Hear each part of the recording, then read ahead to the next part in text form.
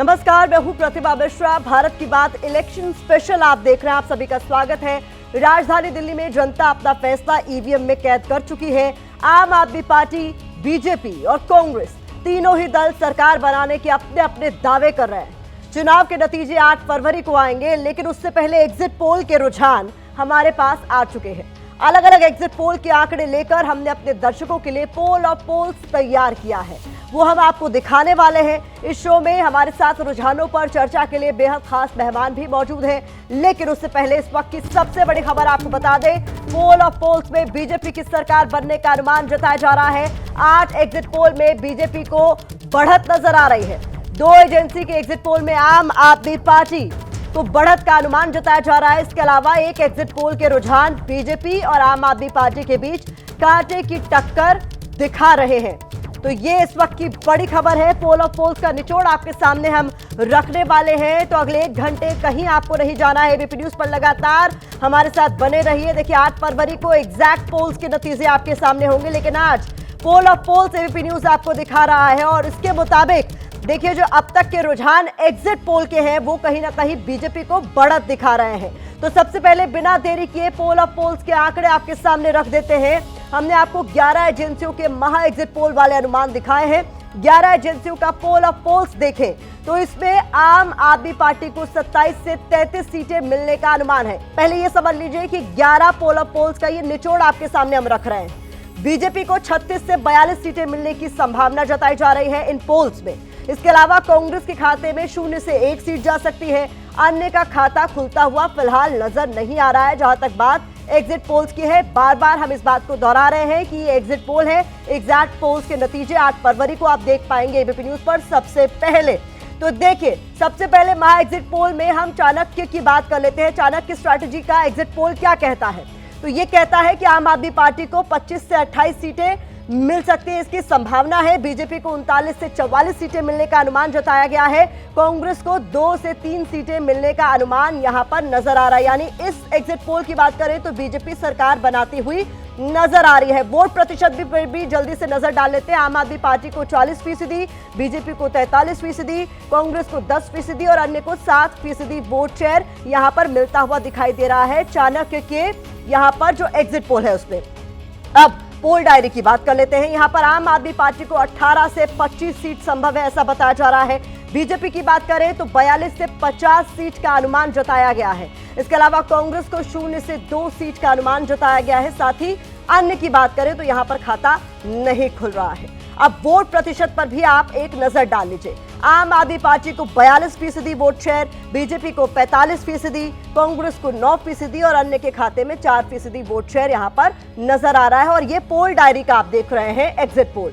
अब हम मेट्राइज की बात कर लेते हैं। तो यहां पर जो आंकड़े हैं वो आपके सामने हम जल्दी से रख दें। आम आदमी पार्टी को 32 से 37 सीटें मेट्राइज के पोल में नजर आ रही है। बीजेपी को 35 से 40 सीट, यानी कांटे की टक्कर यहां पर लगभग नजर आ रही है। कांग्रेस 0 से 1 और अन्य का खाता यहां नहीं खुल रहा है। और वोट प्रतिशत पर भी नजर डाल लीजिए। आम आदमी पार्टी को 44% वोट, बीजेपी को 46%, इसीलिए हम कह रहे हैं यहां पर कांटे की टक्कर नजर आ रही है। और कांग्रेस को 8% वोट यहां पर मिलते हुए नजर आ रहे हैं। जहां तक बात मेट्राइज के एग्जिट पोल की करें तो अब पीपल्स इनसाइड का एग्जिट पोल क्या कह रहा है ये भी समझ लीजिए। आम आदमी पार्टी को 25 से 29 सीट का अनुमान है, बीजेपी को 40 से 44 सीट का अनुमान है, कांग्रेस को 0 से 1 सीट का अनुमान है और अन्य के खाते में एक भी सीट यहां जाती हुई नजर नहीं आ रही है।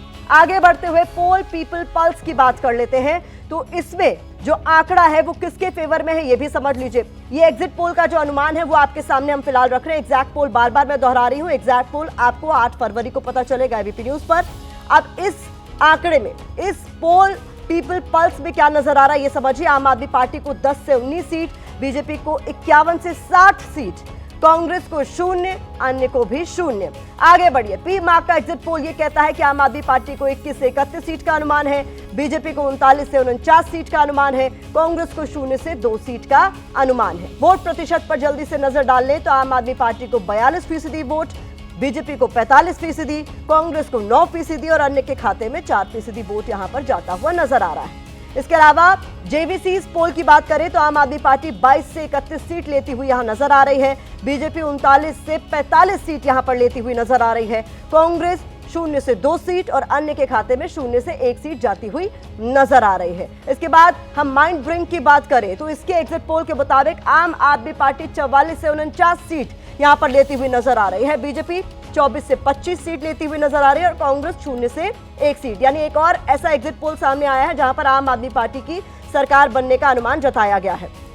अब पोल सास ग्रुप की अगर हम बात करें तो यहां पर आम आदमी पार्टी 27 से 30 सीट लेती हुई नजर आ रही है, बीजेपी 38 से 41 सीट लेती हुई नजर आ रही है, कांग्रेस 1 से 3 सीट का अनुमान कांग्रेस को लेकर जताया गया और अन्य का खाता यहां फिलहाल नहीं खुलता हुआ नजर आ रहा है। अब पोल बी प्रिसाइड की बात कर ले तो यहां पर आम आदमी पार्टी 46 से 52 सीट, बीजेपी 18 से 23 सीट, कांग्रेस 0 से 1 सीट और अन्य 0 सीट। तो हमारे साथ बेहद खास मेहमान भी जुड़ रहे हैं चर्चा में शामिल होने के लिए। जफर इस्लाम साहब बीजेपी से हमारे साथ जुड़ गए हैं। सबसे पहले आपका एबीपी न्यूज पर स्वागत है। तमाम एग्जिट पोल्स की अगर मैं बात करूं तो यहां तो बीजेपी की बम बम नजर आ रही है। जफर इस्लाम साहब, देखिए, इस बार जनता ने बिल्कुल मन बना रखा है कि इस बार आपदा की सरकार को बाहर भेजना है। जन समर्थन बिल्कुल अपार है। इस बार दिल्ली में बीजेपी की सरकार है, ऐसा अनुमान है। और जो धूल धुआं धोखा जो सरकार जो आपदा की सरकार ने दिया है उससे छुटकारे के लिए जनता ने बिल्कुल मन बना रखा है। इसलिए हमें पूरा विश्वास है कि इस बार जनता ने वोट जो है चेंज के लिए दिया है और चेंज होकर ही रहेगा। और इस बार ऐसी सरकार आएगी जो जनता के लिए सरकार है, जनता के हित में काम करेगी, जनता के प्रदेश के हित में काम करेगी। और प्रदेश का जो प्रोग्रेस या जो उसका जो विकास जो है वो रुक गया है। इस पर आप जो करप्शन जो हो रहा था उस करप्शन से दूर तो सरकार जो ऐसी रहेगी जो जनता के लिए काम करेगी और प्रदेश के लिए काम करेगी। इसलिए हमें पूरा यकीन है कि इस बार भारतीय जनता पार्टी की प्रचंड बहुमत से जीत होगी और हम सरकार बनाने में सफल रहेंगे। ठीक है, तो आपने तो एग्जिट पोल के इन आंकड़ों पर मुहर लगा दी है। आप मान के चल रहे हैं कि बीजेपी सरकार बना रही है। ऋतुराज झा, प्रवक्ता आम आदमी पार्टी के भी हमारे साथ जुड़ गए हैं। इसके अलावा आदेश रावल को आप देख रहे हैं, पत्रकार हैं, वो भी हमारे साथ जुड़ गए। मैं एक एक कर आपका रुख करूँ। ऋतुराज जी, आजकल एक ये भी ट्रेंड नजर आता है कि पोल फेवर में हो तो बढ़िया, फेवर में ना हो तो और भी ज्यादा बढ़िया, क्योंकि ये बार बार हवाला दिया जाता है कि पोल्स में जो आंकड़े दिखाए जा रहे हैं उसके विपरीत ही नतीजे आते हैं। आप क्या सोच रहे हैं इन एग्जिट पोल के आंकड़ों को? आपने भी सुना होगा।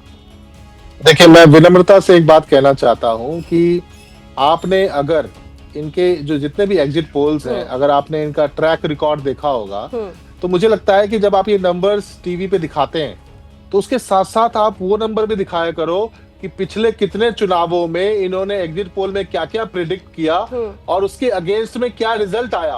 उससे क्या होगा कि देखिए, आपके दर्शकों की जो विश्वसनीयता है आपके एग्जिट पोल्स पे वो और बढ़ेगा। आपको मैं छोटा सा एग्जांपल देता हूँ कि दिल्ली के मामले में तो ये एग्जिट पोल कभी भी कामयाब नहीं हुए। 2013 में इन्होंने कहा कि आम आदमी पार्टी को 4 सीटें आएगी, 28 आई। 2015 में इन्होंने कहा कि 45 सीटें आएगी, 67 आई। 2020 में इन्होंने कहा 55 आएगी तो 62 आई। पंजाब के मामले में इन्होंने कहा कि 57 आएगी तो 92 सीट्स आई। तो आम आदमी पार्टी के मामले में तो ये कहा जाता है कि हम सर्वे में नहीं आते, हम सरकार में आते हैं। और आप देखिए, ये तमाम एग्जिट पोल जिसको आप दिखा रहे हो, ये सारे एग्जिट पोल मात्र 6 महीना पहले सारे के सारे नरेंद्र मोदी जी को कोई 412 पहुंचा रहा था, कोई 400 पार कर रहा था, कोई 380 दे रहा था, कोई 350 से कम तो कोई गया ही नहीं। लेकिन परिणाम क्या आया? 240। तो मेरा मानना ये है कि ये एग्जिट पोल्स ठीक है, आप लोग इसका विश्लेषण करते रहिए, लेकिन जनता का विश्वास आम आदमी पार्टी के नेता अरविंद केजरीवाल जी पर है। भाजपा ने खूब गंदी राजनीति करी, खूब गुंडागर्दी करी, सारा शासन प्रशासन का मिसयूज किया, उसके बाद भी जनतंत्र में जनता जनार्दन होती है। जनता का विश्वास अरविंद केजरीवाल जी के प्रति है। आप देखिएगा जब नतीजे आएंगे तो 55 से 1 आपका अधिकार है ऋतुराज जी, इसको कोई डिनाई नहीं करे, आपका अधिकार है, आप इस पे बिलीव करें या ना करें। आपने कहा कि पहले भी इस तरीके के जो आंकड़े एग्जिट पोल्स के हैं वो गलत साबित होते रहे, इसीलिए मैंने सवाल से पहले ये बात कही थी कि पार्टी सब ये कहने लग गई है कि पोल के नतीजे अगर फेवर में है तो बढ़िया और नहीं है तो और भी बढ़िया। लेकिन बात तो सुनिए, मेरा सवाल तो सुनिए। 2015 और 2020 के सुनिए तो ऋतुराज सर, आप अपनी बात पूरी कीजिएगा, मेरी आप अपनी बात पूरी कीजिएगा। मैं सिर्फ ये सवाल ये पूछ रही हूँ कि 2015 और 2020 के आंकड़े भले ही फेवर में नहीं थे, लेकिन सरकार आप ही की बनती हुई दिखा रहे थे एग्जिट पोल। तो इस बार जो है अगर आप नंबर गेम को साइड कर दें तो ज्यादातर जो एग्जिट पोल है वो बीजेपी की सरकार बनते हुए दिखा रहे हैं। मुझे एक चीज बताइए, मैं वही तो कह रहा हूं कि आम आदमी पार्टी के मामले में आपका जो है, आप सोचिए पंजाब में तो लैंडस्लाइड विक्ट्री था, 92 सीट्स, आप क्या दिखा रहे थे 55 56। मैं आपसे वही कह रहा हूं कि देखो बहुत सारी चीजें पकड़ में नहीं आती है। आम आदमी पार्टी का जो वोटर है वो इतना वोकल नहीं है। हमारी महिला वोटर्स हैं, जे क्लस्टर की वोटर्स हैं, वो डरते हैं उन गुंडों से, भाजपाई गुंडों से डरते नहीं बोलते हैं वो जाते हैं, झाड़ू का बटन दबाते हैं, अपनी सरकार बनाते हैं, है कि नहीं। हर पार्टी का वोटर वोकल नहीं होता है जो पान की दुकान पे हल्ला करे। जो वोकल होता है वही को उसी को एग्जिट पोल पकड़ता है। लेकिन जो चुपचाप महिलाएं जा रही है, जिसको 25,000 रुपया महीना का बेनिफिट मिल रहा है, वो महिलाएं जाती है, बटन दबाती है और निश्चिंत हो जाती है कि मेरा बेटा केजरीवाल आएगा, इतने काम किए हैं, बाकी काम भी करवाएगा। ये विश्वास है, विश्वास उस पे होता है जो डिलीवर करता है। ठीक है, चलिए मैं और भी मेहमानों का रुख कर लूं। आदेश, आपने भी ये तमाम एग्जिट पोल के जो आंकड़े हैं वो देखे और उसको आपने सुना होगा, क्या समझ में आ रहा है इन आंकड़ों को देख के? क्या ट्रेंड यही रहने वाला है या कोई बहुत बड़ा उलटफेर नजर आएगा क्या इन आंकड़ों में? क्योंकि इस बार मुकाबला कड़ा था, ये तो तमाम पॉलिटिकल पार्टीज को मानना पड़ेगा।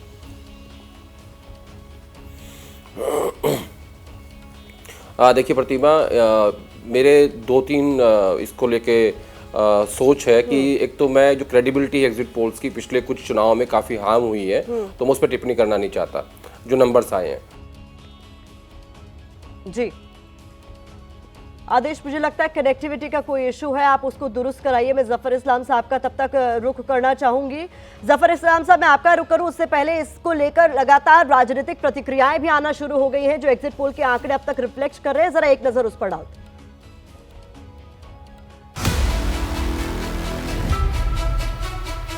दिल्ली में आपदा जा रही है, भारतीय जनता पार्टी आ रही है। बड़े बहुमत से आम आदमी पार्टी की सरकार बनने वाली है और ये तमाम एग्जिट पोल जो है गलत साबित हुए। केजरीवाल एंड कंपनी ने दिल्ली की जनता को ठगा है पिछले 10 साल। दिल्ली की जनता की भी अति हो गई थी, जिसके कारण से ऐसा लगता है कि भारतीय जनता पार्टी की सरकार पूर्ण बहुमत से बनने जा रही है। अब इंतजार करते हैं 8 तारीख का। जिस कांग्रेस को दिल्ली में कुछ नहीं समझा जाता था, उसने सारी समीकरण बदले हैं, और अगर आप सारे समीकरण बदलने के स्तर पर आते हैं तो फिर आदमी कहीं भी जा सकता है। एग्जिट पोल आ रहे हैं, मैं इन पर भी विश्वास नहीं, इससे और आगे जाएगा और आगे जाएगा। भारतीय जनता पार्टी 50 को क्रॉस करेगी। तो इस वक्त की बड़ी खबर आपको बता देते हैं, पोल ऑफ पोल्स का बड़ा अनुमान सामने निकलकर जो सामने आ रहा है, ये निचोड़ है तमाम ऐसे एग्जिट पोल्स जो सामने आए हैं उसमें कि दिल्ली में बीजेपी की सरकार बन सकती है। 11 एजेंसियों के आंकड़े इसी तरफ इशारा कर रहे हैं। पोल ऑफ पोल्स का निचोड़ जो है उसके मुताबिक 11 में से 8 एग्जिट पोल में बीजेपी को बढ़त का अनुमान है, 2 एग्जिट पोल में आम आदमी पार्टी को बढ़त का अनुमान है और 1 एग्जिट पोल ऐसा है जो कांटे की टक्कर का अनुमान जता रहा है। तो 8 फरवरी को चुनाव के नतीजे आएंगे, उससे पहले एग्जिट पोल क्या अनुमान व्यक्त कर रहे हैं, ये पोल ऑफ पोल्स में एबीपी न्यूज इस वक्त आपको बता रहा है। तो अगर बीजेपी को बढ़त है तो उसके मायने क्या है, क्योंकि 11 में से 8 एग्जिट पोल ऐसे हैं जो इस ओर इशारा कर रहे हैं कि दिल्ली में बीजेपी का सूखा खत्म होने वाला और वो सरकार बनाने वाली है। फिर से दोहरा दें कि एग्जिट पोल के अनुमान है। तो ऐसा माना जा रहा है कि मोदी के चेहरे पर चुनाव लड़ना कहीं ना कहीं कारगर साबित हुआ है बीजेपी के लिए। अगर ये एग्जैक्ट पोल्स में भी तब्दील होते हैं तो देश भर में बीजेपी के खिलाफ विपक्ष और कमजोर हुआ है, ऐसा एक मैसेज जा सकता है। मिडिल क्लास को 12 लाख तक टैक्स छूट गेम चेंजर बनी, ये भी माना जा रहा है। इसके अलावा बीजेपी की मुफ्त योजनाएं जनता को ज्यादा पसंद आई। आम आदमी पार्टी के खिलाफ भ्रष्टाचार का दांव चल गया, ये भी माना जा रहा है। अगर हम बीजेपी को बढ़त के मायनों को समझे तो शीश महल के बहाने भ्रष्टाचार पर घेरने का प्रयास हिट रहा। सनातन और हिंदू कार्ड की रेस में बीजेपी कहीं ना कहीं आगे निकल गई। यमुना की गंदगी को मुद्दा बनाने की जो कोशिश की गई बीजेपी की ओर से तमाम नेताओं की तरफ से, वो कामयाब रही। बीजेपी को आक्रामक प्रचार और आत्मविश्वास का कहीं ना कहीं फायदा मिला। सांसदों को विधानसभा चुनाव लड़ाने की जो रणनीति है वो भी कहीं ना कहीं सफल साबित हुई। दिल्ली और केंद्र दोनों में डबल इंजन सरकार पर भरोसा लोगों का नजर आया। अगर ये अनुमान के आधार पर हमने आपको बताया, एक बार फिर से इसे क्लियर कर दें क्योंकि ये एग्जिट पोल में अब तक जो नजर आ रहा है उसके आधार पर कहा जा रहा है। इसके अलावा आपके लिए समझना जरूरी है, हम लगातार जो बातचीत कर रहे हैं, जफर इस्लाम साहब, आप तो विश्वास जता रहे हैं एग्जिट पोल के जो अनुमान है अब तक उसको लेकर, लेकिन आम आदमी पार्टी कह रही है कि ये कभी भी सही साबित नहीं हुए हैं। ऐसे में सरकार तो आम आदमी पार्टी की ही बनने वाली है, किसके दावों पर विश्वास किया जाए? देखिए, आंकड़े आपके सामने हैं, एग्जिट पोल्स का रुझान आपके सामने है। नेक टू नेक एक जगह दिखाया जा रहा है, लेकिन 11 में से 8 जगह, जो मतलब 75% से ज़्यादा है, लगभग 75% के आसपास, वो फेवरेबल है भारतीय जनता पार्टी के। और हमारा, एक बार को मैं इन सारे आंकड़ों को छोड़ देता हूँ, उसको अलहदा रखता हूँ, लेकिन मैं सिर्फ और सिर्फ अपने आंकड़े को, जो हमारे पन्ना प्रमुख, हमारे फीडबैक मैकेनिज्म है जो उससे जो आता है, तो मुझे सिर्फ एक ही जो है इससे मैचिंग जो है इसमें जो है वो पीपल पल्स जो है उसका नंबर और हमारा नंबर जो है मैचिंग है। हमारा 51 जो है वो हमारा 50 से 60 के बीच में जो टारगेट है उससे मैच कर रहा है। बाकी जगह हमें, मैं कोई टीका टिप्पणी नहीं करना चाहता हूँ किसी भी इस पे, जीत हमारी दिख रही है, लेकिन हमारे अनुमान से जितना और बहुमत से जीत होनी चाहिए उससे कम दिख रही है। इसलिए मैं कोई स्पेसिफिक एजेंसी के बारे में कोई टिक्का टिप्पणी नहीं करेंगे। हर का अपना स्टैटिस्टिकल अप्रोच होता है, मेथोडोलॉजी होती है, सैंपल सर्वे होता है, सैंपल साइज होता है, किस तरह से करते हैं वो अप्रोच उनका है। इसलिए मैं उस पर कोई टिक्का टिप्पणी नहीं करूँगा, लेकिन इतना ज़रूर कहूँगा कि हम रिलाई करते हैं अपने दावे पर, अपने फीडबैक मैकेनिज्म पर, अपने जो आंकड़े हैं उस पर, और उस आंकड़े के हिसाब से 50 से कम हमें कभी किसी हालत में नहीं आने की संभावना है। अगर आपकी इस बात को मैं मान लूं जफर इस्लाम साहब की सरकार आप लोग बनाने जा रहे हैं, बीजेपी बनाने जा रही है, तो उसके पीछे की वजह आप क्या मान रहे हैं? देखिए, उससे पीछे कि जो 2013 में आके इतने सारे वायदा इंडिया अगेंस्ट करप्शन किया था, जिन लोगों के कंधे पर बैठ के उन्होंने करप्शन को लड़ने का वादा किया था, चाहे अन्ना हजारे हो चाहे और कोई हो, उन सब लोगों ने महसूस किया कि ये आदमी झूठा है, यह आदमी जो है धोखा देने वाला है, इसके साथ अगर रहे। इसलिए आप देखिए, अन्ना हजारे जी ने जनरल इलेक्शन के टाइम में अपील की थी कि मुझे धोखा हुआ इस इंसान से, आप इनको वोट नहीं दीजिए। ये अपील कौन कर रहा है? जिनके कंधे पे रह के इन्होंने अगेंस्ट करप्शन, इन्होंने कहा, बच्चों की कसम खा के कह रहे हैं कभी हम इलेक्शन नहीं लड़ेंगे, पॉलिटिकल पार्टी नहीं बनाएंगे, इलेक्शन नहीं लड़ेंगे, सरकार में नहीं रहेंगे, गाड़ी नहीं लेंगे, बंगला नहीं लेंगे। ये सारी बातें जो है झूठी साबित हुई, और उसके बाद ये तो धोखा हुआ। और जो उन्होंने वायदे किए थे उसमें, यमुना में हम नहीं नहाया तो हम इलेक्शन नहीं लड़ेंगे, देखिए झूठ आपने। तो ये सारी चीजें जो है उनके जो झाड़ू को तिनके बिखेर दिया। तो जिस तरह से पेड़ जब सूख जाता है तो आंधी आती है, तो और अब तो सुनामी है बीजेपी की, इसमें तो खत्म हो ही जाएंगे, पेड़ तो उखड़ जाता है। बड़े बीजेपी की सुनामी है, जफर इस्लाम साहब ये कह रहे हैं। मैं आदेश का रुख करना चाहूंगी, क्योंकि आदेश आपकी बात पूरी नहीं हो पाई थी, वो तो आप कहिएगा, लेकिन मैं यहाँ पर ये भी समझना चाह रही हूँ कि दिल्ली का जो विधानसभा का चुनाव है वो लोकसभा चुनाव के करीब 9 महीने बाद होता है। यहाँ पर जो ट्रेंड देखा जा रहा है, पिछले 3 चुनाव से लोकसभा में बढ़त है बीजेपी को, वो जीत रही है, विधानसभा का ट्रेंड आपके सामने है। ऐसा क्या बड़ा बदलाव आप देख रहे हैं कि बिल्कुल सिनारियो चेंज हो जाता है लोकसभा से विधानसभा आते आते?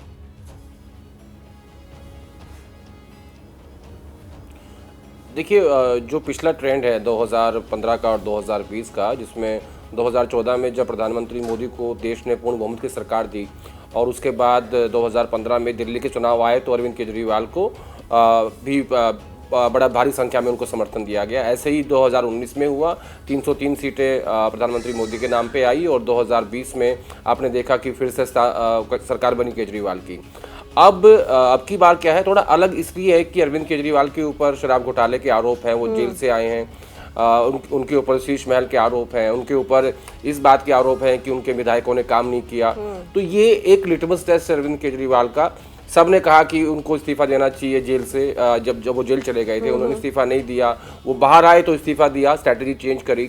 तो उनका जो ये तर्क था कि मैं जनता के बीच जाऊंगा, दरअसल अब जनता अगर उनको जिताती है तो वो सर्टिफिकेट देगी कि जनता की नज़रों में आप करप्ट नहीं है और आपका जो शीश महल का मुद्दा है वो नहीं है। उनका जो लाभार्थी वर्ग है, जो झुग्गी झोपड़ी का वोटर है, जो गरीब वोटर है, जो ऑटो रिक्शा का, जो ऑटो वाला वोटर है, जो महिलाएं जो हैं, वो उनके साथ इंटैक्ट है नहीं है, ये सबसे बड़ा सवाल है। दूसरा, मुझे ऐसा लगता है इसमें प्रतिमा कि ये चुनाव अगर दो पार्टियों के बीच में है, यानी आम आदमी पार्टी और बीजेपी के बीच में है, तो इस लड़ाई में आम आदमी पार्टी को एज रहेगा।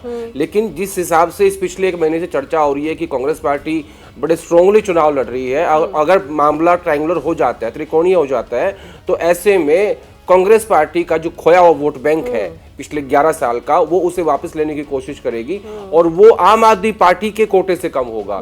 तो ऐसी स्थिति में बीजेपी को फायदा हो सकता है। लेकिन मैं एग्जिट पोल पे जाना नहीं चाहता।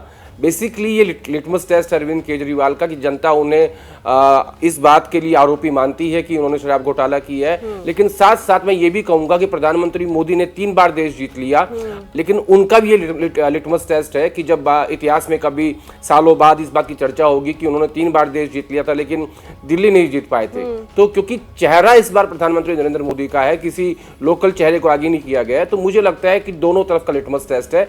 और ये भी कहूंगा कि राहुल गांधी ने जिस हिसाब से इंडिया अलायंस की लिहाज ना करते हुए आम आदमी पार्टी पे, अरविंद केजरीवाल पे सीधा हमला किया है शराब घोटाले में और शीश महल में, तो क्या दिल्ली की जनता उन पे भरोसा करेगी कि जो उनका वक्त, देखिए दोनों पार्टी का सेम वोट बैंक है। हाँ। जो कि अगर कांग्रेस पार्टी 4.5% से बढ़कर 10%, 12% तक पहुंचती है, अगर 10% क्रॉस कर लेगी तो मुझे लगता है कि ये नुकसान आम आदमी पार्टी का होगा। अगर 10% से नीचे रहेगी तो मेरा मानना है कि ज्यादा नुकसान नहीं हो पाएगा। ठीक है। तो कुल मिला के मैं आपको ये कह सकता हूं कि एग्जिट पोल पे आंकड़े में मुझे ज्यादा यकीन नहीं है। ये जो आपने बात बोली बहुत इंपॉर्टेंट है और ऋतुराज जी मैं चाहूंगी जवाब आप दें। क्या यही वजह थी, क्योंकि आपको पता था कि पहले कांग्रेस के ही वोट बैंक में से इन बारी आम आदमी पार्टी ने की और अपना बेस बनाया, और इस बार अगर वो वोट डिवाइड होते हैं तो नुकसान सीधा सीधा आपको है, इसीलिए बीजेपी के बटेंगे तो कटेंगे नैरेटिव को आप लोगों ने जमीन पे उतारा और उसको अपने तरीके से लोगों को समझाने की कोशिश की कि अगर आपके वोट बढ़ गए तो नुकसान सीधा सीधा आपका, आप सुविधाओं से कट जाएंगे।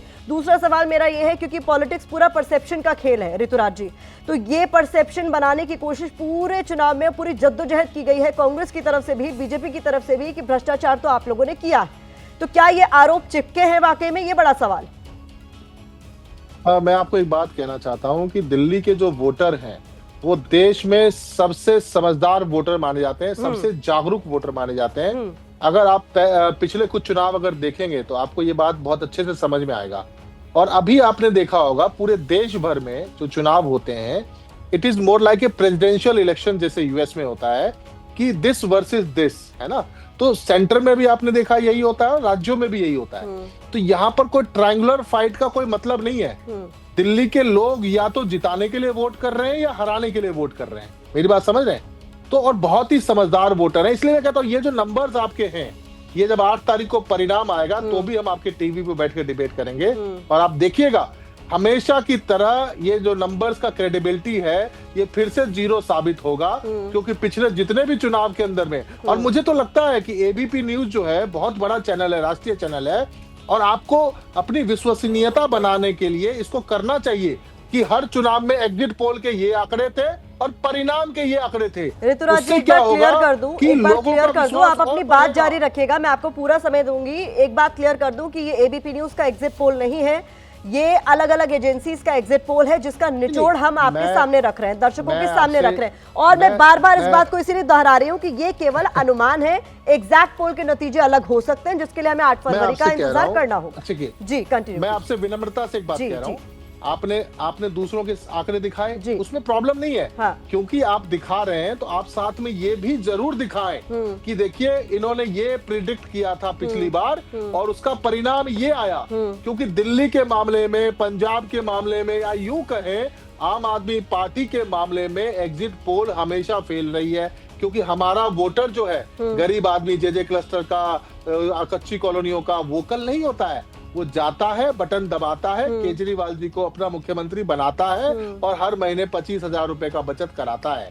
तो ये सिंपल सी बात है, दिल्ली के लोग वोट करते हैं विकास के लिए, काम के लिए, और दिल्ली के लोगों ने बहुत नजदीक से देखा है कि भाजपा की गंदी राजनीति ही कारण है जो 27 साल से दिल्ली के लोगों ने इनको सत्ता से बाहर रखा है। और आज भी देखिए चुनाव के दिन हर जगह गुंडागर्दी कर रहे थे, गंदी राजनीति कर रहे थे। ये दिल्ली के लोगों को बेवकूफ समझते हैं। इनको 8 तारीख को ऐसा परिणाम मिलेगा, वापस इनको सोचने पे मजबूर हो जाएंगे कि यहाँ पे ना तो सांप्रदायिकता चलता है, ना बटेंगे कटेंगे चलता है, ना यहाँ पर में किसी भी तरह का जाति धर्म चलता है। यहाँ पर काम की राजनीति चलती है, और काम की राजनीति जिसने किया है, जिसने डिलीवर किया है, लोगों ने उस पर विश्वास जताया। ठीक है, जफर इस्लाम साहब, आप जवाब देना चाह रहे हैं? देखिए, काम क्या किया इन्होंने कारनामे किए हैं, काम नहीं किया है। घोटाला किया है। जहां देखिए, जहां उनको पाठशाला बनाना था वहां मधुशाला बना दिया। आपने इनको कूड़ा कैपिटल ऑफ इंडिया बना दिया है। दिल्ली जो है देश का कैपिटल है, लेकिन हर जगह गंदी नालियां, गंदे टूटे फूटे सड़क और कूड़ा हर जगह। कूड़ा कैपिटल, इसको लोग कहने लगे दिल्ली इज ए कूड़ा कैपिटल। मतलब इस तरह का कूड़ा, इतना गंदगी है यहाँ कर दी है। और मैं जिस तरह की भाषा ये बार बार बोल रहे हैं हमारे पार्टी के लिए, हमारे इस तरह का, उससे समझ में आता है कि कौन ज्यादा सिविलिटी जिसमें है, विनम्रता है किसमें है और किसमें नहीं है, ये साफ दिख रहा है। हमने तो कोई भी ऐसे चुनाव में नहीं दिखी जफर इस्लाम साहब, उस पर तो बात ही मुझे लगता है किसी पॉलिटिकल पार्टी को नहीं करनी चाहिए। गाली गलौज हुई, बहुत कुछ हुआ, तो उस पर ना बात करके हम इस पर बात करें। देखिए, मैं तो इतना कर रहे थे, ये आरोप आप पर भी है। मतलब ये तो आप दोनों ने एक दूसरे पर खूब कीचड़ उछाला है, बात उसकी नहीं है। मैं तो ये कह रही हूँ कि आरोप गुंडागर्दी कर रहे हैं। Let him speak. गुंडों को टिकट दिया, गुंडागर्दी कराया, पुलिस का इस्तेमाल किया, प्रशासन का इस्तेमाल किया, लोगों को अपनी बारी आने पर। अरे भाई, आप जैसे करप्ट, मैं बीच में नहीं बोलता, थोड़ा सिविलिटी रखिए। माना कि आपके सिविलिटी की कमी है यहाँ पे, लेकिन आप थोड़ा सा रखिए। मैं सिर्फ इतना कह रहा हूँ कि देखिए, मैं आंकड़ों के बारे में भी कोई टीका टिप्पणी नहीं कर सकता, चाहे मेरे फेवर में होता है या नहीं फेवर में। जो लोग दिखा रहे हैं 24 सीटें हमारे लिए, उसको भी हम कोई टीका टिप्पणी नहीं करेंगे। जो लोग 51 से 60 सीटें दिखा रहे हैं उनके लिए भी नहीं करेंगे। लेकिन इतना जरूर कहूंगा कि पार्टियां समझ में आपको आ जाती है। जिस तरह की बौखलाहट, खलबलाहट मुझे इस बार आप पार्टी में दिखा, और केजरीवाल जी जिस तरह से गलत बयान देने लगे, बयानबाजी करने लगे, उससे समझ में आता है वो बयानबाजी कब गलत करता है। जब मानसिक संतुलन खो देता है तभी उस तरह की बातें कहने लगता है। और इन्होंने पूरे तौर से मानसिक संतुलन खो दिया, इसलिए कि इस बार हारेंगे तो जिंदगी भर के लिए हारेंगे। मालूम क्यों? इन्होंने इतने लोगों को धोखा दिया है कि लोगों का विश्वास ही खत्म हो गया है।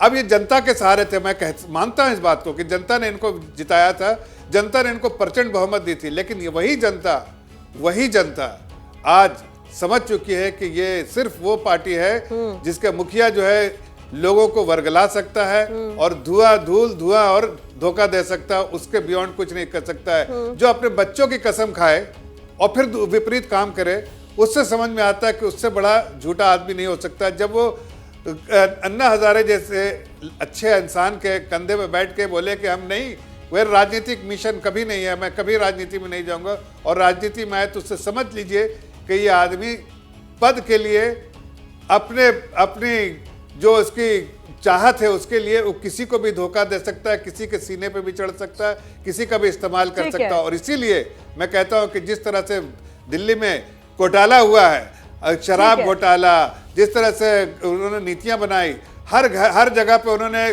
जो है एक शराब की दुकान खुलवा दी। वादे तो कुछ और किए थे कि हर जगह स्कूल कॉलेज खुलेंगे, लेकिन वो सब नहीं हुआ। करप्शन तो स्कूल की दीवारों को भी बनाने में करप्शन किया, और एक नहीं अनेक करप्शन। अगर पूरे तौर से और आपके मुताबिक ये भ्रष्टाचार के तमाम आरोप चिपके हैं, इसीलिए आप कह रहे हैं कि जनता ने इस बार कमल का बटन दबाया, ये आप कह रहे हैं। मैं इस पर आपसे मैं इस पर जवाब लूंगी जफर साहब। जल्दी मैं आपके पास आती हूँ, रुकिए सर, मैं आपके पास आती हूँ। नॉर्थ ईस्ट दिल्ली के सांसद मनोज तिवारी क्या कह रहे हैं एग्जिट पोल्स को लेकर, जरा सुन लेते हैं। प्रचंड बहुमत से बीजेपी की सरकार बन रही है, 27 साल बाद ही सही, मगर वापसी हो रही है। और हम एग्जिट पोल का इंतजार करेंगे, क्योंकि हम जानते हैं अभी तो एग्जिट पोल है, मगर एग्जिट पोल एग्जिट से बेहतर होगा, ऐसा मेरा विश्वास है। तो एग्जैक्ट पोल जो है वो एग्जिट पोल से बेहतर होगा। ऋतुराज जी, आपका रिएक्शन, फिर मैं आदेश का रुख करूंगी। आप अगर मनोज तिवारी जी का 2020 का भी रिएक्शन देखेंगे तो बोलते 47 सीट भाजपा को आ रही है। मैं आती हूँ जफर साहब। और मैं तो चाहता हूं कि 2020 में भी एग्जिट पोल के बाद इन्होंने ऐसा ही रिएक्शन दिया था, तो मैं उस पर ज्यादा नहीं कहना चाहता हूं। मैं केवल इतना कहना चाहता हूं, देखिए जो काम करता है जो विद्यार्थी पढ़ता है, जो परीक्षा देता है, उसको पता होता है कि परिणाम क्या आने वाला है। इसीलिए मैं आपसे विनम्रता से कहना चाहता हूं कि अरविंद केजरीवाल जी ने डिलीवर करके बताया है। और जफर इस्लाम साहब के मुंह से शिक्षा की बात और स्कूल की बात अच्छी नहीं लगती है, क्योंकि आज भी 20 राज्यों में भाजपा की सरकार है और वहां के स्कूल टीना टप्पर के हैं। इनके प्रधानमंत्री जी को जब फोटो खिंचाना था तो एक टेंट का स्कूल बनाए थे और वो भी एक्सपोज हो गए थे। तो 20 राज्यों में सरकार है, इतना ही बढ़िया काम किए होते तो उसका मॉडल बना करके उसके नाम पर वोट मांगते। बेतुकी बातों पे वोट मांगने की क्या जरूरत थी? गुंडागर्दी करने की क्या जरूरत थी? शासन प्रशासन का मिसयूज करने की क्या जरूरत थी? पुलिस का मिसयूज करके झुग्गी वालों को डराने की क्या जरूरत थी? वोट खरीदने की क्या जरूरत थी? दारू पैसा बांटने की क्या जरूरत थी? इसीलिए आप लोग प्रवचन मत दिया करिए और करप्शन पे तो बिल्कुल मत दीजिए, क्योंकि ऑन कैमरा कोई राष्ट्रीय अध्यक्ष अगर पैसा लेते हुए रक्षा सौदा में पकड़ा गया, जो राष्ट्रवादी लोग थे। ऋतुराज जी ये बताइए कि एंटी इनकम्बेंसी थी, ये मानेंगे आप? दिल्ली में एंटी इनकम्बेंसी थी, ये मानेंगे आप? एक सेकंड, नॉर्थ ईस्ट से लेकर के पूरे देश भर में चुन चुन कर भ्रष्टाचारियों को भाजपा में लाने का काम किसी एक पार्टी ने किया है तो भाजपा ने किया है। नहीं, मैं दिल्ली की बात इसलिए कर रही हूँ ना, आप दिल्ली पर ही रहिए पहले तो। हाँ, एंटी इनकम्बेंसी वो भी मैं इसलिए पूछ रही हूँ, वो इसलिए पूछ रही हूँ क्योंकि अभी आपने बोला ना यहाँ वहां से भ्रष्टाचारियों को पार्टी में शामिल किया, ये आरोप आप लोगों पर भी लगे कि आपको कांग्रेस और बीजेपी से लाए हुए लोगों को टिकट देना पड़ा चुनाव में। एक सेकंड, दिल्ली में एंटी इनकम्बेंसी जबरदस्त है, मैं आपसे कह रहा हूँ जबरदस्त एंटी इनकम्बेंसी है। इतनी एंटी इनकम्बेंसी है, आपको पता है दिल्ली में आधा राज्य है और आधी सरकार भाजपा की है। और अभी मैं बहुत सारे टीवी चैनल्स पे था जिन्होंने सर्वे किया, आपको पता है दिल्ली में सबसे बड़ा मुद्दा कोई निकल के आया तो वो था लॉ एंड ऑर्डर। महिलाएं सुरक्षा की मामला हो, एक्सटॉर्शन का मामला हो, सरेआम गोली चल रहा है, एक्सटॉर्शन हो रहा है, क्रिमिनल थ्रेट कर रहे हैं, मर्डर हो रहा है। और मैं आपको बताऊं 50% से ज्यादा लोगों ने कहा कि दिल्ली का लॉ एंड ऑर्डर सबसे बड़ा मुद्दा है। और 10 साल 11 साल से इनकी सरकार है, लॉ एंड ऑर्डर इनसे संभलती नहीं है, डीडीए इनसे संभलता नहीं है। पीएम उदय योजना के नाम पर इन्होंने ढकोसला किया, कच्ची कॉलोनी वालों को झूठ बोला और कुछ नहीं दिया। और ये लोग बात करते हैं गवर्नेंस की, ये बात करते हैं शिक्षा और स्वास्थ्य की, जिनके उत्तर प्रदेश में सरकार है, टीना टप्पर के स्कूल है। नीति आयोग कहती है दिल्ली का स्कूल सबसे बढ़िया है और उत्तर प्रदेश का स्कूल आपने अपने उम्मीदवारों के टिकट काटे ना इस बार, और बीजेपी और कांग्रेस से आए हुए लोगों को टिकट दिया, जिसको लेकर सवाल पूछा जाने लगा कि अगर आपका काम इतना ही बेहतर था तो दूसरी पार्टी से पहले लोगों को ज्वाइन कराना और फिर अपने लोगों का टिकट काट कर उनको टिकट देना। देखिए मैं आपसे एक बात कह रहा हूँ, किसको टिकट देना है, किसको टिकट नहीं देना है, कहाँ क्या समीकरण है, ये पॉलिटिकल पार्टीज का इंटरनल मैटर है कि नहीं? मैं 10 साल से विधायक था किरारी का, है कि नहीं? मुझे पार्टी ने कुछ और काम दे दिया, मैं आंदोलन का सिपाही था। कई लोग चले गए भाजपा में, हम तो नहीं गए। हर आदमी दल बदलू नहीं होता है, हर आदमी जो है सो क्या बोलते लालची नहीं होता है, हर आदमी बिकाऊ नहीं होता है। पार्टी की विचारधारा भी कोई चीज होती है और हम लोग अरविंद केजरीवाल जी के सिपाही थे और मरते दम तक रहेंगे। लेकिन सवाल यह है टिकट का, तो टिकट के बहुत सारे कारण होते हैं, बहुत सारे समीकरण होते हैं और हर पार्टी उसको देखते हुए टिकट डिस्ट्रीब्यूशन करती है। इसमें क्या है? ठीक है, चलिए अल्टीमेटली तो नेता हमारे अरविंद केजरीवाल है और भरोसा लोगों का अरविंद केजरीवाल जी पर है। अरविंद केजरीवाल जी इस रेल के इंजन है, वो जैसा चलेंगे वैसा करेंगे। अच्छा, नेता से याद आया, अब जफर इस्लाम साहब, अब मुझे लगता है चूंकि आप पोल पे मुहर लगा रहे हैं तो आपको सीएम फेस अब तो बता देना चाहिए कौन होगा। आप कह रहे हैं कि बीजेपी की सरकार बन रही है ही नहीं इनके पास, बिना दूल्हे की बारात है। एक मिनट जो कभी जिनसे पूछा उनको जवाब दे। हाँ, अरे भाई देखिए, इनकी इंजन जो है अकेले चलती रहेगी, पटरी से निकल जाएगी बाकी जो डब्बे हैं। और आप ऋतुराज जी कह रहे हैं थोड़ा दिन देखिए, जरा लाइन लग जाएगी, सरकार तो बनने दीजिए, उसके बाद लाइन लग जाएगी, इनकी खत्म हो जाएगी पार्टी। बहरहाल उनका जो होगा वो तो 8 तारीख के बाद खुद उनको दिखेगा, वो रह जाएंगे उनके साथ बढ़ते दरते सिपाही। ऐसा मुझे नहीं लगता है कि इसलिए कि वही अरविंद केजरीवाल जी ही को छोड़ना पड़ेगा अपनी पार्टी, इसलिए कि पार्टी में उनकी कोई जगह नहीं रहेगी। अब बात जो कहा आपने सवाल किया है कि कौन रहेगा हमारा मुख्यमंत्री, देखिए जीतने के बाद जो हर बार हुआ है, और आपने भारतीय जनता पार्टी का फैसला देखा है कि हमारी लीडरशिप और जो जीतने वाले जो जीतते हैं एमएलएज, उनकी कलेक्टिवली जो एक चॉइस होती है, कलेक्टिव चॉइस, और उस पर जो है हमारी सेंट्रल लीडरशिप जो है मुहर लगाती है। तो ये प्रक्रिया है, एक प्रोसेस है, जो प्रोसेस हम लोग फॉलो करते हैं हर बार। उसके बाद से आप देखिए कई बार अचंभे भी हो जाते हैं लोग के, एक नया नाम उभर के आता है, चाहे वो राजस्थान में हो, चाहे मध्य प्रदेश में हो, चाहे वो और किसी प्रदेश में हो, लेकिन एक नया नाम उभर के आता है। ठीक है। और ये नया नाम, इसी यही खूबसूरती है भारतीय जनता पार्टी में कि एक आम कार्यकर्ता को भी मौका मिलता है छत्तीसगढ़ में, जिसने कभी सपना में भी नहीं सोचा होगा वो मुख्यमंत्री के सीट पे। मैं आपको बताता हूं कि भूपेंद्र जी ने जो कहा, जो गुजरात के चीफ मिनिस्टर है, कि उनको 2 बार समझने में लगा। वो पीछे बैठे थे कि उन्हीं का नाम कहा जा रहा है। ये सारे लोगों ने, सारे जो लंबी कहानी आप बता रहे हैं, तो हम सबको पता है। जफर इस्लाम साहब, मेरे को तो लगा था आप पत्ते खोल देंगे, बता देंगे कि मुख्यमंत्री का चेहरा कौन होगा। है ही नहीं इनके पास, खोलेंगे क्या?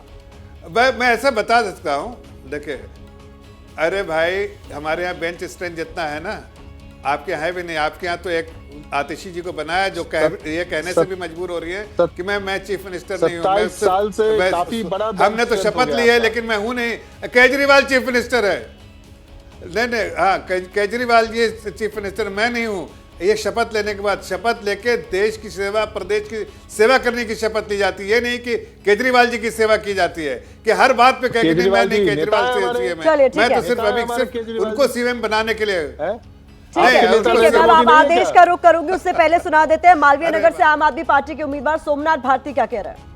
आप आदेश का रुख करूंगी, उससे पहले सुना देते हैं मालवीय नगर से आम आदमी पार्टी के उम्मीदवार सोमनाथ भारती क्या कह रहे हैं। एग्जिट पोल्स अभी भी जो आ रहे हैं, कई सारे एग्जिट पोल्स दिखा रहे हैं कि जी आम आदमी पार्टी सरकार बना रही है। मुझे लगता है कि हमें वेट करना चाहिए, क्योंकि मैं भी ग्राउंड पे ही था। ग्राउंड के रियलिटी के अनुसार आम आदमी पार्टी बहुमत से सरकार बनाएगी। सोमनाथ भारती कह रहे हैं हमें वेट करना चाहिए, ऋतुराज झा भी वही कह रहे हैं, लेकिन यहाँ पर जफर इस्लाम साहब तो मुहर लगा चुके हैं और कह रहे हैं कि बीजेपी ही सरकार बनाने जा रही है। आदेश, यहाँ पर कांग्रेस का रुख समझना भी बहुत महत्वपूर्ण है, क्योंकि इस चुनाव के दौरान मैंने देखा कि ग्राउंड पर भले ही ना नजर आ रहा हो, लेकिन नेता तमाम इंटरव्यूज में कह रहे हैं कि कांग्रेस या तो हंग करा देगी या तो कांग्रेस सरकार बना लेगी, जो बात कहीं ना कहीं पच नहीं रही थी। आपको क्या लग रहा है, क्योंकि आप तो ग्राउंड के पत्रकार हैं, क्या समझ पाए हैं कांग्रेस की भूमिका क्या रहने वाली है इस बार? खाता खुलेगा भी या नहीं? नहीं, देखिए, मुझे लगता है कि 2-3 सीटें ऐसी हैं कांग्रेस पार्टी की जो जहां उनके कैंडिडेट चुनाव लड़ रहे हैं। अच्छा, एक है देवेंद्र यादव की सीट, दूसरी है अभिषेक दत्त और तीसरी है रोहित चौधरी की सीट। ये तीनों कैंडिडेट का जो वोट होगा वो काफ़ी अच्छा होगा। जीतने की स्थिति है या नहीं है कहना मुश्किल है, क्योंकि मुझे लगता नहीं है कि कोई एक 0 से 2 सीट में दे सकता हूँ कांग्रेस पार्टी को। इसमें भी थोड़ा सा डाइसी मुझे लग रहा है। कांग्रेस पार्टी की भूमिका इतनी है कि वो 10,000 से ऊपर कहाँ तक जा सकते हैं उनके कैंडिडेट। कम से कम 18 से 20 कैंडिडेट ऐसे चाहिए कांग्रेस पार्टी को जो 10,000 से ऊपर वोट लेके आए, 12, 15, 18, 20, 22, 25 तक जा सकें। तब जाके ये फाइट होती है ट्रायंगुलर, और तब जाके आम आदमी पार्टी का नुकसान होगा और बीजेपी का इससे फायदा मिलेगा।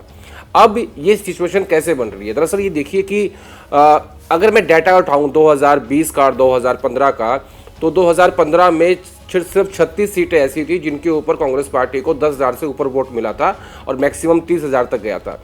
2020 में 8 सीटें ऐसी थी जिसमें 10,000 से ऊपर वोट मिला था और मैक्सिमम 25,000 30,000 तक गया था। अब आप सोचेंगे कि जब ऐसा पहले हो चुका है तो अब कांग्रेस पार्टी ऐसा क्या कर देगी कि जिससे नुकसान आम आदमी पार्टी का होगा। पहला कारण इसका ये है कि आम आदमी पार्टी के खिलाफ एंटी इनकम्बेंसी है, नंबर 1। इसलिए अरविंद केजरीवाल ने 23 टिकटें काटी हैं और सीटें चेंज भी करी हैं। उनमें से जो प्रवक्ता साहब बैठे हैं, झा साहब, उनमें से एक आपके स्टूडियो में भी हैं। दूसरी वजह यह है कि अरविंद के खिलाफ शराब घोटाले और शीश महल का आरोप है। अब अरविंद केजरीवाल भी ना आंदोलन से आए हुए राजनेता नहीं रहे हैं, अब वो भी बाकी दलों की तरह वैसे ही नेता हो गए हैं जो जैसे कोई भी नेता होता है। तो हम ये नहीं कह सकते अरविंद केजरीवाल को कि ये करप्शन मुक्त करने आए थे, ये लोकपाल को लेके आए थे। अब ऋतुराज जी कह रहे थे कि लॉ एंड ऑर्डर की बहुत बड़ी स्थिति खराब है दिल्ली के अंदर। जब यही बात शीला दीक्षित कहती थी तो अरविंद केजरीवाल कहते थे कि हमें दे के दिखाओ, हम ठीक कर देंगे। आज जब आपके और एलजी के बीच में कोऑर्डिनेशन नहीं है तो आपको अब ये कहना पड़ रहा है कि law and order Amit Shah के पास है, होम मिनिस्ट्री उनके पास है। तो जब आप इससे बाहर थे तब आपने ये कहा कि हमें दे दो, हम ठीक कर देंगे। एक बार आप दे के देख लो। तो आपको 3 बार दे दिया, लेकिन आपसे लॉ एंड ऑर्डर ठीक नहीं हुआ। हाँ। क्योंकि इसमें कोऑर्डिनेशन चाहिए, इसमें सेंटर और स्टेट के बीच का कोऑर्डिनेशन बहुत महत्वपूर्ण होता है। और शीला जी ये बात कहती थी हमेशा, एक बार उन्होंने मुझे भी कहा था कि मैं हफ्ते में 1 बार जाती हूँ और जाके मिलती हूँ एलजी साहब से, तब जाके दिल्ली के विकास के काम होते हैं।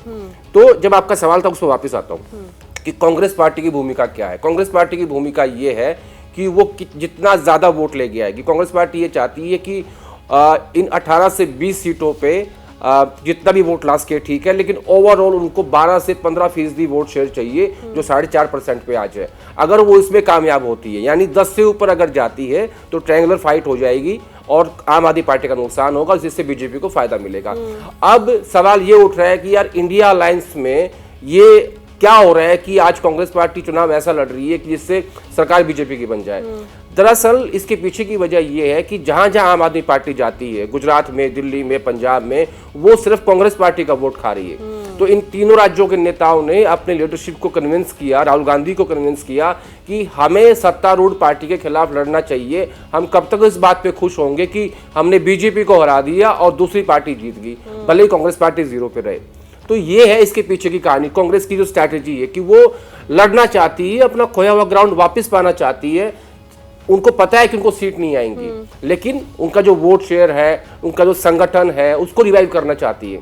क्योंकि एक मैसेज ये गया था लोकसभा चुनाव में कि आम आदमी पार्टी और कांग्रेस कभी भी मिल जाते हैं। इसीलिए कांग्रेस पार्टी के नेताओं ने स्ट्रॉन्ग स्टैंड लिया केजरीवाल के खिलाफ, चाहे अजय माकन का स्टैंड हो, चाहे राहुल गांधी का स्टैंड हो। और इंडिया अलायंस के सहयोगियों ने जब अरविंद केजरीवाल को समर्थन दिया, 4 पार्टियों ने, जबकि उनका कोई वोट बैंक नहीं है यहाँ पे, तो उस बात से कांग्रेस के भीतर नाराजगी हुई और फिर राहुल गांधी ने सीधे हमले अरविंद केजरीवाल पे किए। देखिए कहीं ना कहीं यही बात का क्या फायदा आप मान के चल रहे हैं जफर इस्लाम साहब कि आप लोगों को होने वाला है? कांग्रेस ने बेहतर परफॉर्म किया क्योंकि आप लोग तो 26-27 साल से दिल्ली की सत्ता से बाहर हैं, तो आपके पास बताने और दिखाने के लिए जनता को कुछ नहीं है। कांग्रेस ने बेहतर परफॉर्म किया तो आम आदमी पार्टी के वोटों में सेंध लगेगी और उसका फायदा सीधे सीधे आपको मतलब बीजेपी को। देखिए हम भी चाहते हैं कि कोई नेशनल पार्टी जो है वो हमारे साथ इलेक्शन में नेशनल लेवल की पार्टी जो है खड़ी रहे। तो अगर ये खड़ी होती है, कांग्रेस को मौका मिलता है तो ठीक है, जनता देगी कि भाई उनको थोड़ा 10-12% वोट देती है तो ठीक है, इसमें हम और आप कुछ नहीं कर सकते। वो उनकी अपनी सोच है। हम तो अपनी पार्टी के बारे में बात कर सकते हैं कि हम चाहते हैं कि जनता की सेवा करना और जनता के लिए समर्पित होकर काम करना। अब इसके लिए जो भी परिश्रम करना पड़ेगा हम करेंगे और जनता को इसका विश्वास है और इसलिए जनता ने आशीर्वाद दिया है कि जनता ने आशीर्वाद मन बनाया आशीर्वाद देने का कि ये पार्टी जो है 27 साल से नहीं है। और जब बोलते हैं ना कि एक हंगर है लोगों की सेवा करने की, जनता की सेवा करने के लिए, यहाँ के विकास के लिए, तो वो हम करने के लिए बिल्कुल कमिटेड हैं और हम करके दिखाएंगे। अब ये आप समझे और तो फिर ये विश्वास, ये भरोसा दिलाना चाहिए था ना जफर इस्लाम साहब कि हम सेवा करने के लिए आए, हम विकास करने के लिए आए, लेकिन आप भी आम आदमी पार्टी की तरह रेवड़ी बांटने लगे, पूरा घोषणा पत्र भर दिया रेवड़ियों से। नहीं, देखिए क्या है, ऐसा है कि लोगों की उम्मीदें जो रहती हैं वो उम्मीदें, हमने कोई भी ऐसा काम नहीं किया। किसी भी स्टेट में बता दीजिए, चाहे जहां भी जो कुछ भी अनाउंसमेंट किया है बजटरी एलोकेशन के बाहर किया हो, हमने बराबर गणित को समझा कि कितने रेवेन्यू है, कौन से रेवेन्यूज है, कितना रेवेन्यू रिसिप्ट है, कितना रेवेन्यू एक्सपेंडिचर है, वो सारी चीज़ें देख के और उसके बाद जो है विकास के लिए कितने पैसे चाहिए हमको, जो हमारे कैपिटल असेट्स बनाने के लिए, और उसको ध्यान में रखते और कितने हम वेलफेयर स्कीम में खर्च करेंगे, उसके लिए क्या आमदनी बढ़नी चाहिए, वो सारी चीज़ का एक गणित बैठा के एक बजटरी प्रोविजन करने के बाद ही उसको अनाउंसमेंट किया गया है कि हम जब सरकार में आएंगे तो ये बजटरी एलोकेशन होने के बाद ही होगा। ऐसे नहीं कि बस जैसे कांग्रेस की सरकार ने अनाउंसमेंट कर दिया लेकिन जब देने गए तो पता चला कि खस्ता हालत है। ये बाहर में जैसे कांग्रेस की कुछ ऐसा ही अरविंद केजरीवाल भी तो कहते रहे हैं, जब उनसे ये सवाल पूछा जाता था कि क्यों सब आप मुफ्त का बांटने लगे, तो उन्होंने बोला कि भाई मुझे इस चीज का हिसाब किताब मेरे पास है कि कितना बांटेंगे कि बोझ नहीं बढ़ेगा और लोगों की भी मदद हो जाएगी। अब वही बात बीजेपी भी कह रही है। मैं इसका जवाब लूं उससे पहले एग्जिट पोल वाले अनुमान मैं आऊंगी आपके पास सर। एक बार फिर से जो दर्शक अभी हमारे साथ जुड़ रहे हैं उनके लिए जरूरी है जानना कि एग्जिट पोल के जो अनुमान है वो क्या बता रहे हैं, किस ओर इशारा कर रहे हैं, और इसके लिए 11 एजेंसियों के पोल ऑफ पोल्स के आंकड़े आपके सामने हमने रखे हैं, जिसमें हम निचोड़ की बात करें तो आम आदमी पार्टी को 27 से 33 सीटें मिलने का अनुमान जताया जा रहा है। इन आंकड़ों में बीजेपी को 36 से 42 सीट मिलने की संभावना व्यक्त की जा रही है। इसके अलावा कांग्रेस के खाते में 0 से 1 सीट जा सकती है। अन्य का खाता खुलता हुआ फिलहाल नजर नहीं आ रहा है। तो ये केवल अनुमान है। हम बार बार बोल रहे हैं कि एग्जिट पोल का अनुमान है। एग्जैक्ट पोल के लिए हमें उनका इंतजार करना होगा 8 फरवरी के लिए। ऋतुराज जी, आप ही का जवाब चाहूंगी। जी, जफर इस्लाम साहब जो अभी तमाम बातें कह रहे थे, उनकी तरफ से कहा जा रहा है कि हम तो चाहते हैं कि कांग्रेस से मुकाबला हो, आम आदमी पार्टी को कहीं समझ नहीं रहे अपने आमने सामने। नहीं, कांग्रेस के साथ तो ये लोग नूरा कुश्ती खेल ही रहे थे और दिल्ली के लोग देख ही रहे थे। लेकिन मैं फिर से आपसे एक बात कहना चाहता हूं और बहुत विनम्रता के साथ कि हमें रिजल्ट्स का इंतजार करना चाहिए और हमेशा की तरह जो एग्जिट पोल है उससे बहुत बेहतर रिजल्ट आया है। इस बार भी आप देखेंगे कि अरविंद केजरीवाल जी चौथी बार दिल्ली के मुख्यमंत्री बनेंगे और दिल्ली के लोगों को बहुत उम्मीद है, क्योंकि इस देश में कोई काम की राजनीति अगर करता है तो उसका नाम अरविंद केजरीवाल है। किसी ने जो कहा सो करके दिखाया, उसका नाम अरविंद केजरीवाल है। तो भरोसा और उम्मीद से लोग वोट देते हैं और भरोसा और उम्मीद उसी के ऊपर होता है जो डिलीवर करता है। तो आप देखिएगा जब 8 तारीख को परिणाम आएगा तो बहुत बेहतर परिणाम आएगा, बहुत अच्छा परिणाम आएगा। दिल्ली के लोग बहुत समझदार हैं और बहुत ही समझदारी के साथ वोट करते हैं और इसका नतीजा है कि आप अगर ट्रेंड देखेंगे, चाहे कोई भी चुनाव हो, चाहे लोकसभा का चुनाव हो, चाहे विधानसभा का चुनाव हो, चुनाव दर चुनाव जब आप उठा के डेटा देखेंगे तो आपको समझ में आएगा कि देश में कोई सबसे समझदार और सबसे ज्यादा अगर अवेयर वोटर है तो वो दिल्ली का मतदाता। नहीं तो एंटी इनकम्बेंसी कोई फैक्टर नहीं है। करप्शन की जो तमाम आरोप आप लोगों पर लगे वो कोई फैक्टर नहीं है। और एलजी से जो आपकी नूरा कुश्ती चलती रही वो भी कोई फैक्टर नहीं है। एंटी इनकम्बेंसी बहुत बड़ा है दिल्ली में। मैंने आपसे कहा लॉ एंड ऑर्डर बहुत बड़ा मुद्दा है और अमित शाह से और बीजेपी की केंद्र सरकार से लोग बहुत नाराज हैं। जिस तरीके से शूट आउट हो रहा है, जिस तरीके से लॉ एंड ऑर्डर की स्थिति हो रखी है और जिस तरीके से केंद्र की सरकार जो है सो पूरी तरीके से दिल्ली को गुंडागर्दी के अंदर में धकेल दिया है और जिस तरीके से बदले की भावना से दिल्ली जो है सो केंद्र की सरकार काम करती है, उससे दिल्ली की जनता बहुत नाराज है। और एक तरफ अरविंद केजरीवाल जी इनसे लड़ करके भी दिल्ली के जनता के हक और अधिकार के लिए काम करा रहे हैं और ये लोग उल्टे सीधे बिल ला करके जीएनसीटी एक्ट और ये वो ला करके तंग करते हैं। फिर भी केजरीवाल जी ने काम कराया। इनके तमाम कीचड़, षड्यंत्र, जेल सब कुछ का जवाब दिया और 2-2.5 साल कोरोना में खराब होने के बाद भी दिल्ली की जनता के लिए काम किया। तो उस अरविंद केजरीवाल जी को चौथी बार दिल्ली की जनता कुश्ती की वजह से ही बीजेपी ने ये बात और इवन कांग्रेस ने भी लोगों को ये समझाने की कोशिश की है कि जब हम थे तो हमारी इतनी खींचतान तो नहीं चलती थी, दिल्ली के तमाम काम होते थे। बीजेपी ये कहने की कोशिश कर रही है कि डबल इंजन की सरकार होती तो दिल्ली किस रफ्तार से आगे दौड़ रही होती, देखने वाली बात होती और यही बात बार बार लोगों के बीच में पहुंचाई गई है।